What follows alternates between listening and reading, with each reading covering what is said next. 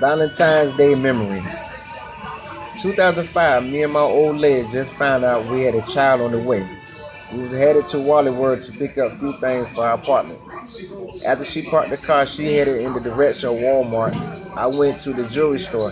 I asked to see engagement rings, looked over a few until I seen one I liked. I kept looking at different rings until I found one in my price range because it was Valentine's Day. The store had a lot of deals.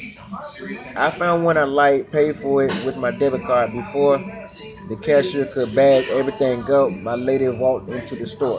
I assumed it's for her. The lady glanced towards the door, then back a knee and speed the process up. Before my lady could make her way to me, I had the bag in my hand heading towards her.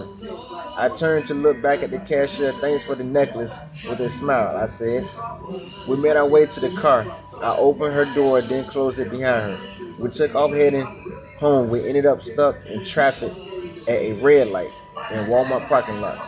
I took advantage of the moment and squeezed her hand. That pushed her hand forward, which caused her to put the car in park. I pulled out the box. I know you know why I was in the jewelry store. Will you marry me? I asked her right there, stuck at a red light. She became offensive. You ain't buy that for me. That must be for someone else. Then reached for the gearbox. I put her hand away quick. Quit playing. You know this for you.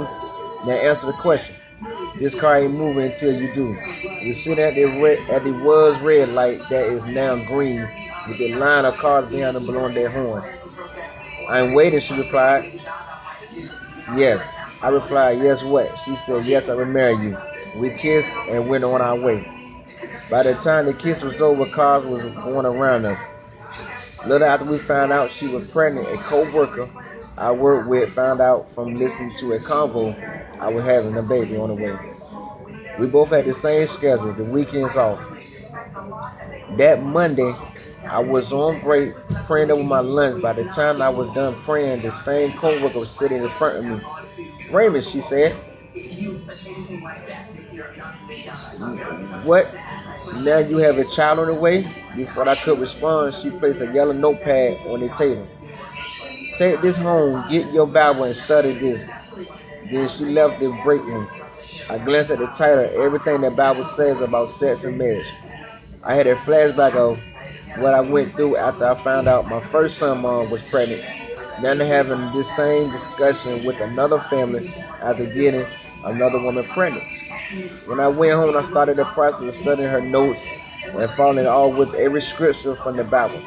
Fly said it best. I exposed her to real, that she hate lame. I was exposed to knowledge and understanding and wanted more. The more I studied and prayed for understanding, the more I understood what needed to be done. I couldn't believe it. A woman broke down word for word for me what the Bible say about sex and marriage. From that moment forward, my eyes were wide open by all means.